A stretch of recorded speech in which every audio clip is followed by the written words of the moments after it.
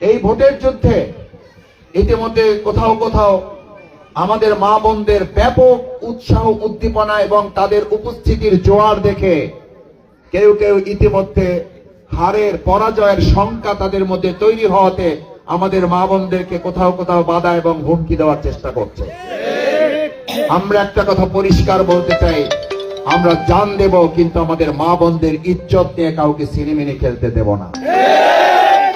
আমার মা বোনেরা, আমার মা আমার কাছে যতখানি সম্মানের, আমার বোন আমার কাছে যতটা মর্যাদার,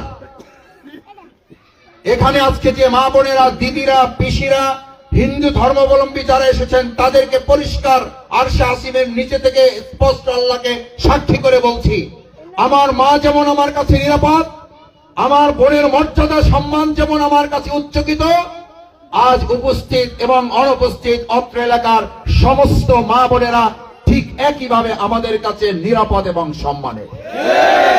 এই সম্মান এবং মর্যাদায় কেউ আঘাত করলে আমার মা এবং বোনের জন্য আমি যা যা করব, আমার এই মা বোনের জন্য আমি তার চেয়ে বেশি করার জন্য আমি বুক পেতে দেব।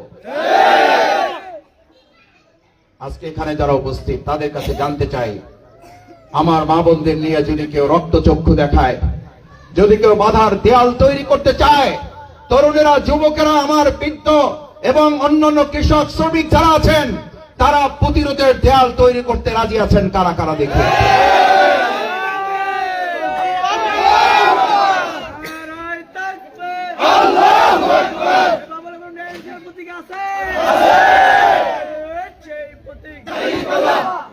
সম্মানিত ভাই এবং বোনেরা, আমাদের হিন্দু ধর্মাবলম্বী যারা আছেন তাদেরকে আন্তরিক ধন্যবাদ, শুভেচ্ছা জানাই। আমার শিক্ষার্থীরা আছে, ছাত্ররা আছে, তরুণরা আছে, যুবকরা আছে, একটা কথা ভালো করে আমাদের বোঝার চেষ্টা করতে হবে। আমরা যদি আমাদের অধিকার ফিরে পেতে চাই, এই পৃথিবীতে মানুষের অধিকার একমাত্র প্রতিষ্ঠা এবং ফিরিয়ে দিয়েছে ইসলাম, ইসলাম এবং ইসলাম। ইসলাম পূর্ব যুগে আমার মা বোনদের ইজ্জত কি ছিল? কোন ঘরে কন্যা সন্তান জন্মগ্রহণ করলে সেই কন্যা সন্তানকে জীবন্ত কবর দেওয়া হতো। এটা কি ইসলাম আসার পরে না ইসলাম আসার আগে?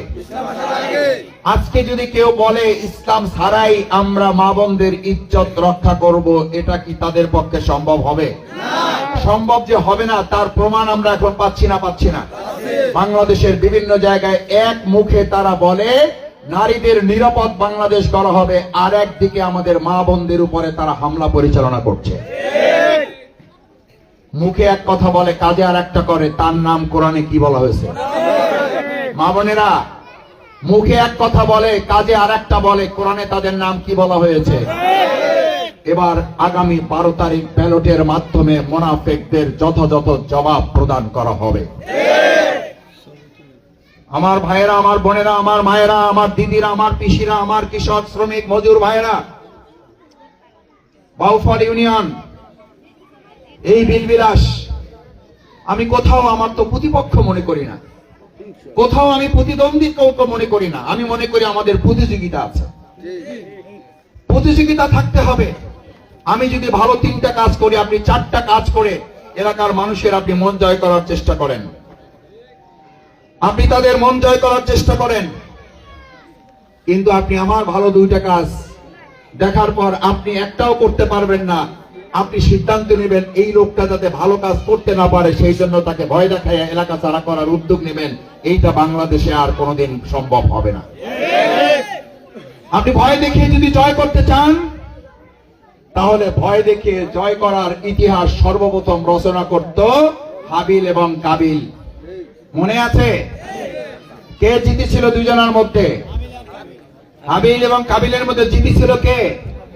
হাবিল জিতেছিল, কাবিল হেরে গিয়েছিল, কারণ তার মধ্যে প্রতিযোগিতার পরিবর্তে প্রতিহিংসা তৈরি হয়েছিল। পৃথিবীর ইতিহাসে সর্বপ্রথম আমাদের কাছে নজির আছে, প্রতিহিংসা করে, অন্যায়ভাবে জুলুম করে কখনো বিজয় লাভ করা যায় না। তার সবচেয়ে বড় প্রমাণ পৃথিবীর সৃষ্টির শুরু থেকেই আল্লাহ তাআলা আমাদেরকে দেখিয়ে রেখে গেছেন।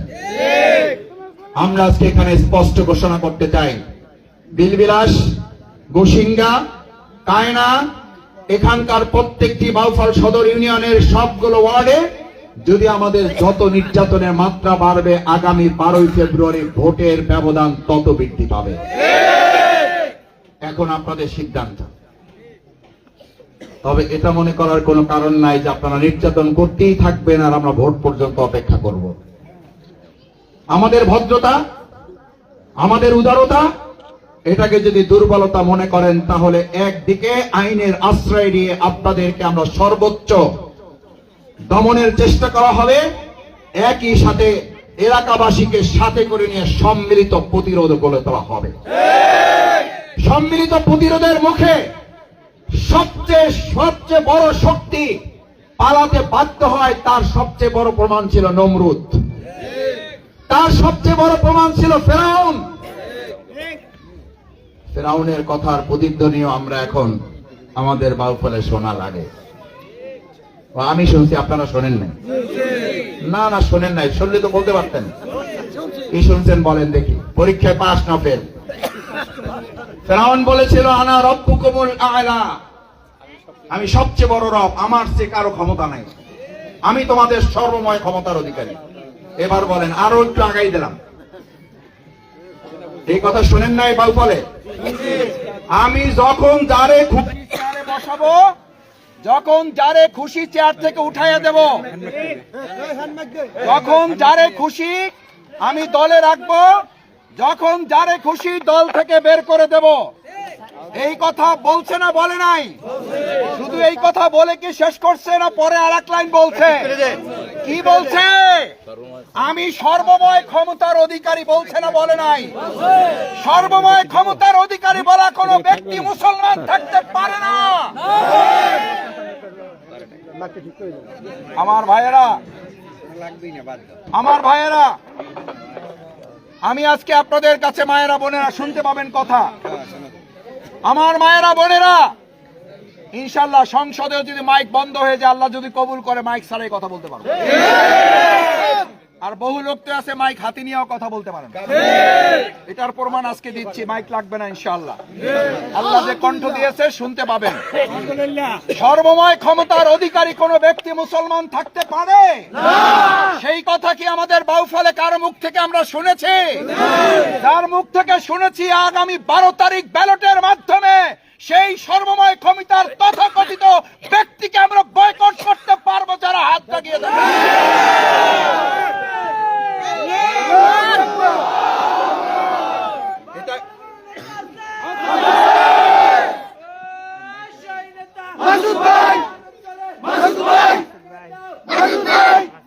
জি, সম্মানিত ভাই এবং বোনেরা,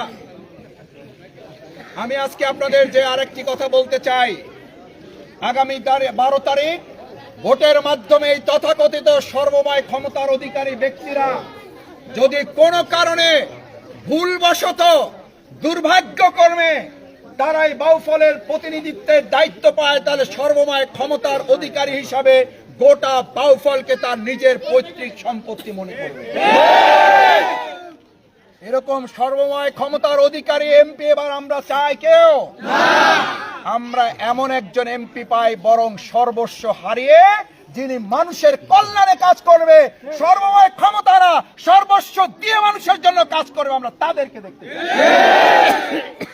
সেজন্য আমি ঘোষণা করেছি, শফিকুল ইসলাম মাসুদকে যদি আল্লাহ কবুল করেন, তাহলে বাউফল থেকে কাউকে যাওয়া তো দূরের কথা, বরং বাউফল থেকে অন্যায়ভাবে যারা এখন বাইরে অবস্থান করছেন, 12 তারিখের পর থেকে তারা মায়ের কোলের মতো নিরাপদে বাউফলে অবস্থান করতে পারবে।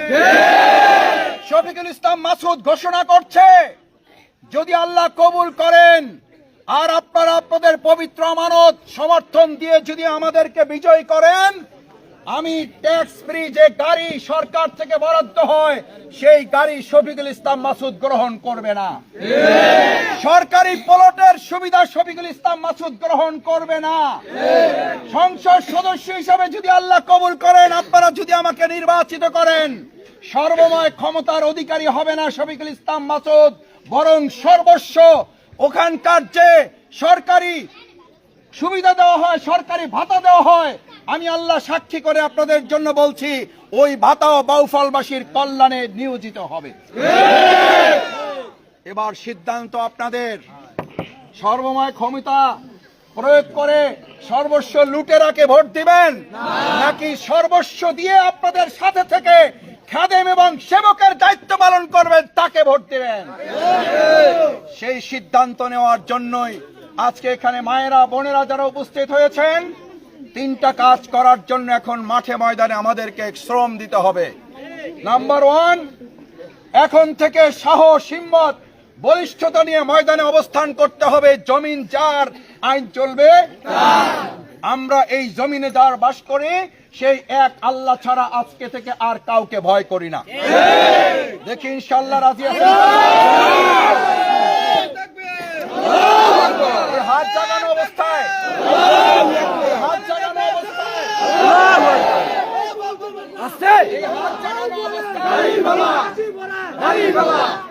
এই হাত জাগানো অবস্থায় একটা কথা ভালো করে শোনেন।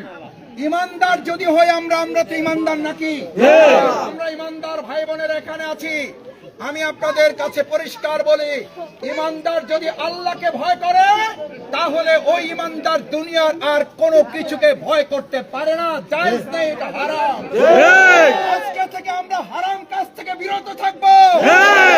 এক আল্লাহ ছাড়া আমরা কাউকে ভয় করবো না ইনশাআল্লাহ। বসুন। নাম্বার 1 এটা হলো 1 নাম্বার কাজ। 2 নাম্বার, আমাদের 12 তারিখ পর্যন্ত ঘরে ঘরে, জনে জনে, বারে বারে এবং আমরা প্রত্যেকের কাছে গিয়ে গিয়ে মানুষের কাছে আবেদন করব, এবারের ভোট শুধু ভোট নয়, এবারের ভোট বাংলাদেশকে পরিবর্তনের দিকে নিয়ে যাওয়ার জন্য, বাউফলকে পরিবর্তনের দিকে নিয়ে যাওয়ার জন্য। 1 নম্বর ওয়ার্ড বাউফল সদর ইউনিয়ন, আমি 1 নম্বর ওয়ার্ড থেকে ঘোষণা করছি ইনশাআল্লাহ 1 নম্বর ওয়ার্ডকে 1 নম্বর আধুনিক উন্নত বাউফল সদর হিসাবে গড়ে তোলা হবে। আমি আপনাদের সহযোগিতা, দোয়া পেলে ইনশাআল্লাহ এখানকার রাস্তাঘাট, আমি জানি অনেকেই বলেছেন আমাকে রাস্তাগুলো চলাচলের অনেকগুলোই উপযুক্ত নাই, রাস্তা আছে আস্থা নাই। ইনশাআল্লাহ আপনারা যদি সমর্থন দেন আমার মা বোনেরা, আমি আপনাদের এই রাস্তাও থাকবে, আস্থাও থাকবে। এরপরে আমি আপনাদের বলতে চাই, আমাদের বাউফল সদর ইউনিয়ন, আমার তরুণ যুবকেরা এখানে আছে, আমার তরুণেরা, আমার যুবকেরা, আমার মায়েরা, আমার বোনেরা, একটু কষ্ট করে শুনবেন। আজকে এখানে সবচেয়ে গুরুত্বপূর্ণ আলোচনা হচ্ছে। আমাদের গোটা বাউফলের সব জায়গায় মাদক থাকলেও আমি শুনেছি আমাদের বাউফল সদর ইউনিয়ন এবং 1 নম্বর ওয়ার্ড মাদক মুক্ত হয়ে গেছে। মাদক মুক্ত যদি না হয়ে থাকে, মাদক মুক্ত যদি না হয়ে থাকে, বরং আমি আসল সত্যটা বলি, এখন আমার কাছে প্রশাসন এবং সাংবাদিকদের রিপোর্ট হচ্ছে এখানে যে সকল দুষ্ট প্রকৃতির কিছু লোকেরা আপনাদের সাথে উচ্ছৃঙ্খল আচরণ করে, প্রকৃতপক্ষে এরা দোষী নয়। কতিপয় রাজনৈতিক নেতারা আমাদের এই সন্তান ছোট ভাইদের হাতে মাদক তুলে দিয়ে পাগল বানিয়ে আপনাদের সামনে তাদেরকে উচ্ছৃঙ্খল আচরণ করতে বাধ্য করে। আমি একটা স্পষ্ট কথা বলে যাই, আল্লাহ যদি তৌফিক দেয়, কবুল করেন আল্লাহ, আপনারা যদি সমর্থন দেন, এই সন্তানদেরকে আমরা সংসদের সুযোগ দেব। আর যেই সমস্ত রাজনৈতিক নেতারা এগুলোকে প্রশ্রয় দেন তাদের ব্যাপারে আইনগত পদক্ষেপ গ্রহণ করবে। কারণ এই সন্তানগুলো, ছোট ভাইগুলোর যত না দোষ, তার চেয়ে দোষ হচ্ছে এদেরকে পিছন থেকে যারা উস্কানি দিয়ে, মাদক দিয়ে নষ্ট এবং অসৎ চরিত্র তুলে ধরার জন্য রাজনৈতিক কাজে তাদেরকে ব্যবহার করেন, তারা হচ্ছে সবচেয়ে বড় দায়ী। কারণ আপনারা জানেন, শুনেছেন, এই সমস্ত উচ্ছৃঙ্খল আচরণ করা কতিপয় ভাইয়েরা, ছোট ভাইয়েরা, আমি তাদের প্রতি ভালোবাসা রেখে বলছি, ছোট ভাইয়েরা আমাদের সন্তান তুল্যও কেউ কেউ আছেন শুনেছি। আমি স্পষ্ট করে বলি, কারো কাজের হাতিয়ার হয়েও না, কারো কাজের সিঁড়ি হয়েও না। তুমি মনে রাখবা, তুমি যদি ব্যবহৃত হও তাহলে ব্যবহৃত হয় টিস্যু, টিস্যু ব্যবহার করার পর ওটাকে কি করে দেওয়া হয়? বাউফল সদর ইউনিয়ন গুসিঙ্গা কায়নার মতো 1 নম্বর ওয়ার্ডের কোন তরুণ যুবকেরা কারো ব্যবহারের পাত্র হয়ে টিস্যুতে পরিণত হতে পারে না। তোমরা সোনার টুকরা, তোমাদেরকে সোনার টুকরা হিসেবে আমরা গড়ে তুলবো ইনশাআল্লাহ। তোমাদের পিছনে যে সকল রাজনৈতিক নেতারা তথাকথিত এই মাদকের কারবার কমিশন বাণিজ্য করে তোমাদেরকে গ্রেফতার করলে সারিয়ে নিয়ে আসার জন্য তদবির এবং টাকা বিনিয়োগ করে, মনে করবা তোমাকে সারিয়ে নিয়ে আসে না, তোমাকে আরেকবার অন্ধকার জগতে ফেলার জন্য সে তোমাকে ওত পেতে থাকে। আমার মা বোনেরা, আমার ভাইয়েরা, সেই জন্য মন খারাপ করবেন না। আমি খোঁজ নিয়ে জেনেছি এই উচ্ছৃঙ্খল আচরণ এবং অসদাচরণ যারা করে অধিকাংশই মাদক সেবনকারী। সেজন্য তাদের আচরণের জন্য আমরা আল্লাহর কাছে তাদের জন্য দোয়া করি। আল্লাহ আমাদের এই কলিজার টুকরা সন্তান, আমাদের এই কলিজার টুকরা ভাই, এগুলোকে আল্লাহ আপনি সংশোধন করার সুযোগ দান করেন। আর যে সকল রাজনৈতিক নেতারা এসব উস্কানি দিচ্ছেন, প্রশ্রয় দিচ্ছেন, যদি আল্লাহ আপনার গায়বী মদদীদের হেদায়েত থাকে হেদায়েত দান করেন, তাহলে আপনার হাতে তাদেরকে সুপর্দ করলাম, আপনি তাদের ব্যাপারে চূড়ান্ত ফয়সালা দান করেন। আমার ভাই এবং বোনেরা, আমাদের হিন্দু ধর্মাবলম্বীরা আছেন এই এলাকায়। আমি সব সময় শুনি আমাদের হিন্দু দাদারা, দিদিরা, আমাদের পিসিরা আমাদের কাছে সব সময় একটা কথা বলেন, বিগত 54 বছর আমাদেরকে ভোট ব্যাংক হিসেবে ব্যবহার করা হয়েছে। আমাদেরকে ব্যবহার করে ভোট নেওয়ার পর আমাদের ঘর দখল করা হয়েছে, আমাদের বাজার দখল করা হয়েছে, আমাদের ব্যবসা দখল করা হয়েছে। আমি আপনাদের কাছে বলতে চাই, বুদ্ধিমান লোকেরা গর্তের মধ্যে পা ফেলে কয়বার? আমি হিন্দু দাদা দিদিদের জিজ্ঞেস করতে চাই, আমরা বাউফলের বুদ্ধিমান হিন্দু হিসাবে আপনি একবার না, দুইবার না, তিনবার না, চারবার না, অসংখ্যবার পা ফেলে আপনি বিভ্রান্ত হয়েছেন। এবার আশা করব বিভ্রান্ত হবেন না। আল্লাহ তাআলা যতটুকু সামর্থ্য দিয়েছে, আমার মুসলিম ভাই বোন যেমন নিরাপদ থাকবে, আমার হিন্দু ভাই বোন দিদি পিসিরাও মায়ের কোলের মতো একটা নিরাপদ বাউফল সদর ইউনিয়ন আমরা তাদেরকে উপহার দেব। যদি কথার সাথে কাজের মিল না পান, তাহলে এরকম কোন একটা সমাবেশ করে আপনাদের কাছ থেকে ক্ষমা চেয়ে নেব। আমরা ইতিমধ্যেই তার প্রমাণ রাখতে পারছি না, পারি নাই। আমি যদি 5000 কম্বল বাউফলে নিয়ে এসেছি, 1000 কম্বল হিন্দু ভাই বোনদের জন্য বরাদ্দ আলাদা করে দিয়ে দিয়েছি। আমি যদি 2টা, 5টা, 15টা, 20টা, 25টা, 100, 200 সেলাই মেশিন নিয়ে এসেছি, তার মধ্যে 50টা, 30টা, 40টা সেলাই মেশিন হিন্দু ভাই বোনদের দিদিদের জন্য রেখে দিয়েছি। আমি হিন্দু দাদাদের দিদিদের একটা কথা বলি, আল্লাহ সাক্ষী, আপনাদের স্রষ্টা আছে একজন, আপনারাও স্রষ্টায় বিশ্বাস করেন। আল্লাহকে সাক্ষী করে বলি, ঢাকায় যখন কখনো আমাকে ফোন দেওয়া হয়, একজন ব্যক্তি মারা গেছেন, ঢাকা মেডিকেলে আছেন, অথবা পঙ্গুতে আছেন, শেরেবাংলায় আছেন, অথবা সোহরাওয়ার্দীতে আছেন, অথবা মিটফোর্ডে আছেন, আমাকে তখন বলে, মাসুদ ভাই উনি হিন্দু, আপনি তো সব সময় হিন্দুদের ব্যাপারে একটু আলাদা করে দেখেন। আশা করি তার কাছ থেকে আলহামদুলিল্লাহ, যখন হিন্দু কোন দাদা দিদিরা ঢাকাতে মারা যান, আমাকে তারাই স্মরণ করিয়ে দেন উনি হিন্দু। তার মানে আমাকে বুঝাতে চান, মুসলমানদের কাছ থেকে আপনি অ্যাম্বুলেন্স ভাড়া কিছুটা যদি নিয়েও থাকেন, হিন্দুদের কাছ থেকে তো আপনি নেন না। আমি একটা কথা বলি, হিন্দু দিদি দাদারা, পিসিরা যারা আছেন, আমার ঢাকায় 12টা অ্যাম্বুলেন্স সার্ভিস আছে। আমি সব সময় চেষ্টা করি ফ্রি দেওয়ার জন্য। আপনারা এটা জানেন না, জানেন না? আলহামদুলিল্লাহ, হিন্দু দাদা দিদিদের একটা কথা স্মরণ করাই, একবার 12টা অ্যাম্বুলেন্সের একটা অ্যাম্বুলেন্সও ঢাকায় নাই, সবগুলো সার্ভিসের মধ্যে আছে। আমাকে বলা হলো, হিন্দু কি করবেন মাসুদ ভাই? আমি বললাম একটু অপেক্ষা করেন। আমি এর বাইরে গিয়ে অন্য একটা সার্ভিস সেন্টারে ফোন করলাম, ফোন করে বললাম, ভাই আমার বাউফলের এক হিন্দু মৃত্যুবরণ করেছে, একটা অ্যাম্বুলেন্স দরকার। যে কোনো ভাবে আমাকে দিতে হবে। বলছে মাসুদ ভাই পারা যাবে, এখন রাত তো অনেক, একটু টাকা হয়তো বেশি লাগতে পারে। আমি বললাম কত লাগবে? বললো 12,000 টাকা দিতে হবে। আমি বললাম দেব, ওনাদের কিছু বলার দরকার নাই, ওনাদের কাছে অ্যাম্বুলেন্স পাঠিয়ে দেন। অ্যাম্বুলেন্স পাঠিয়ে দেওয়া হয়েছে, নিয়ে গিয়েছে, কাউকে কিচ্ছু জানতে দেয় নাই।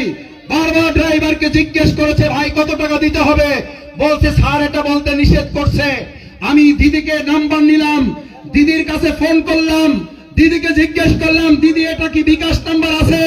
দিদি বলল ভাই কি করবেন? আমি বললাম কিচ্ছু জানার দরকার নাই, আপনি শুধু বলেন বিকাশ নাম্বার কিনা এটা।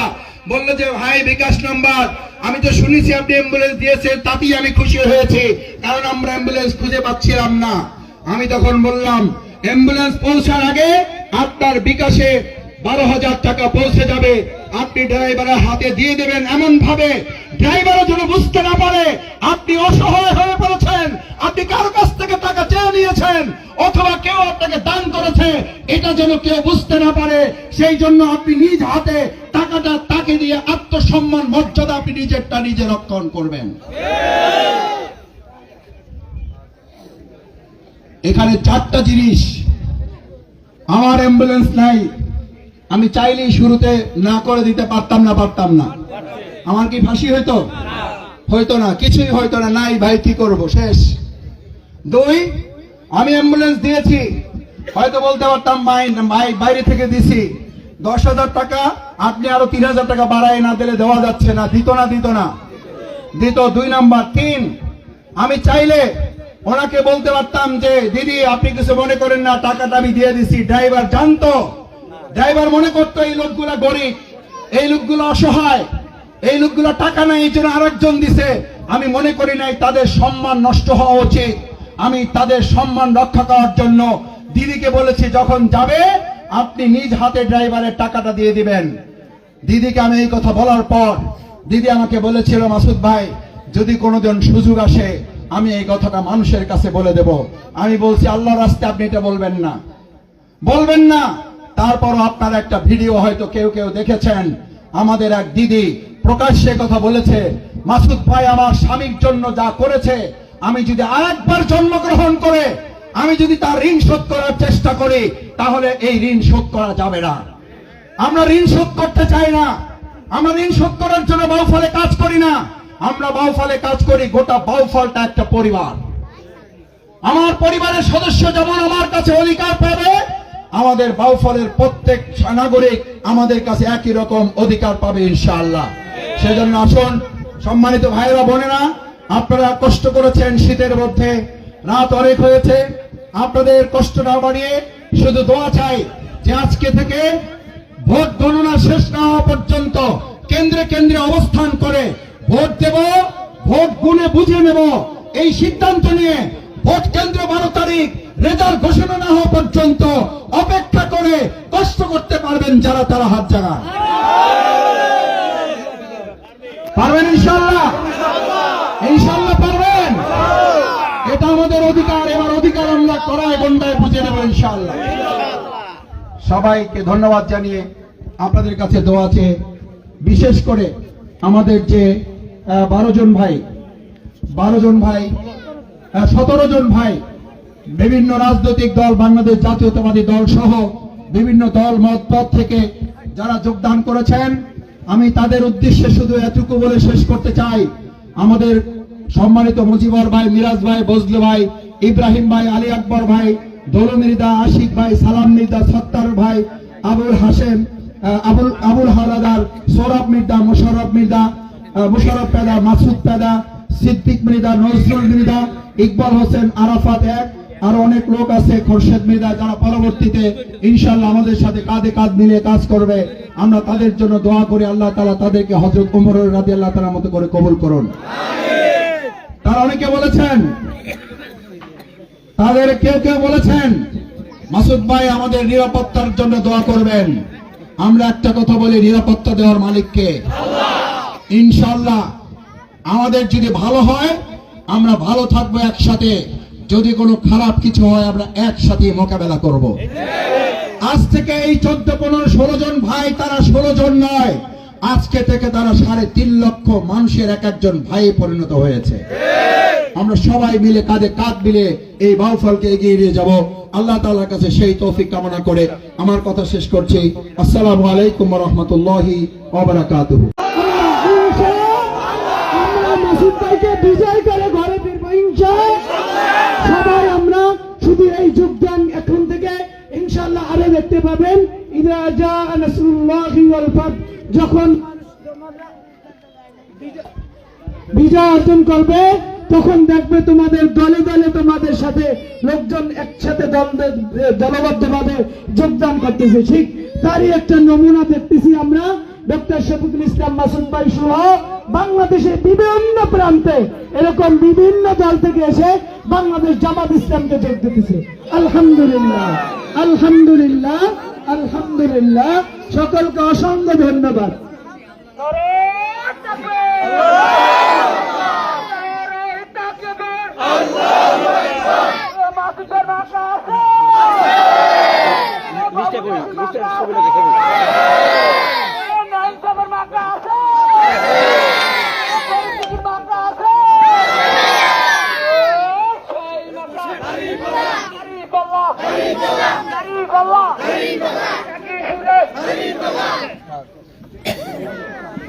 আমি ডক্টর শফিকুল ইসলাম মাসুদ ভাইকে বলবো, যারা যোগ দিয়েছেন তারা অত্যন্ত ভালোবেসে আপনার দলে যোগ দিয়েছেন, তাদের প্রতি আপনার একটু দৃষ্টি থাকবে, কারণ তারা বিভিন্ন প্রতিকূলতার মাঝখানে এসে অনেক হুমকি ধমকির পরে এসে আপনার দলে যোগ দিয়েছে। অতএব আপনার প্রতি আমার তাদের পক্ষ থেকে অনুরোধ থাকবে, আমাদের এই 1 নং ওয়ার্ড একটা, যদিও বাউফল ইউনিয়নের একবারে কাছের ওয়ার্ড, কিন্তু এই ওয়ার্ডটায় দাওয়াতি কাজ প্লাস আমাদের কার্যক্রম খুবই ধীর গতি। আপনার প্রতি আমার দৃষ্টি আকর্ষণ থাকবে এটাই, যাতে করে যারা যোগ দিয়েছে তারা সহ আমরা সুন্দরভাবে কাজ করতে পারি। এদিকে একটু আপনি সজাগ দৃষ্টি রাখবেন, এই বলে আমি আমার কথা শেষ করছি। আসসালামু আলাইকুম ওয়া রাহমাতুল্লাহি ওয়া বারাকাতুহু। আলহামদুলিল্লাহ, এই পর্যায়ে আমাদের সম্মুখে মূল্যবান বক্তব্য, আমরা যার কথা শোনার জন্য অধীর অপেক্ষা করতেছি, বাউফলের গণমানুষের নেতা, যিনি ঘোষণা দিয়েছেন বাউফলের এমপি হবে 4.5 লক্ষ মানুষ, আমি হব খাদেম, ডক্টর শফিকুল ইসলাম মাসুদ ভাইকে আমার এই কায়নাবাসীর উদ্দেশ্যে বক্তৃতা দেওয়ার জন্য বিশেষ অনুরোধ জানাচ্ছি। নারায়ে তাকবীর, নারায়ে তাকবীর। এই বাউফলে কোন নেতা আছে? এই সেই নেতা। ওরে ভাই, যারা ভালো, সারা বাংলায় কোন মার্কা আছে? এই কোন সে মার্কা? ও মেয়ে ভাই, সবাই বলো, দাঁড়িপাল্লা 12 তারিখ।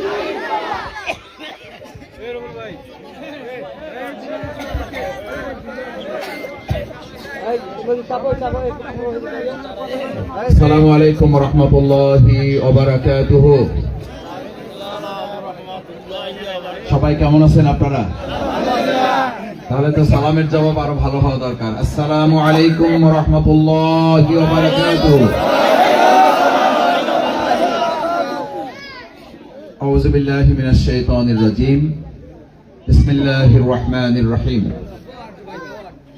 লিউযহিরাহু আলাদ দীনি কুল্লিহি ওয়ালাউ কারিহাল কাফিরুন। সাদাকাল্লাহুল আযীম। বাংলাদেশ জামাত ইসলামী বাউফল উপজেলার সদর ইউনিয়ন 1 নম্বর ওয়ার্ডের কায়না এলাকা, কায়না গোসিঙ্গা মিলিয়ে এলাকা, আমার ছাত্র জীবনের পরিচিত এলাকা। আমি বিলবিলাস মাদ্রাসায় পড়াশোনা করেছি, অনেকবার এই এলাকায় আসার সুযোগ হয়েছে। শশিনার যখন ওয়াজ মাহফিল হতো, আমি আপনাদের বাড়িতে চাল ডাল টাকা পয়সা উঠানোর জন্য মাদ্রাসার পক্ষ থেকে আসতাম।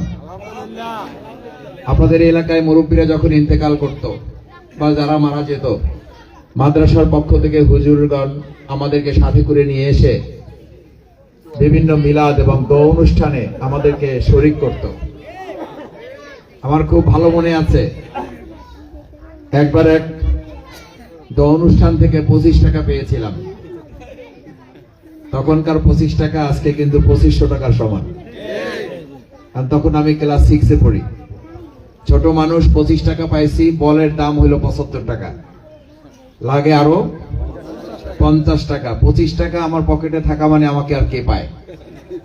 আব্বা আম্মার কাছে গিয়ে আবদার করলাম, 25 টাকা যেহেতু পাইছি, এখন যেভাবে হোক বল কিন্তু একটা কিনে দিতে হবে। বলছে দেখো আরো 2-1টা মিলাদ পাওয়া যায় কিনা।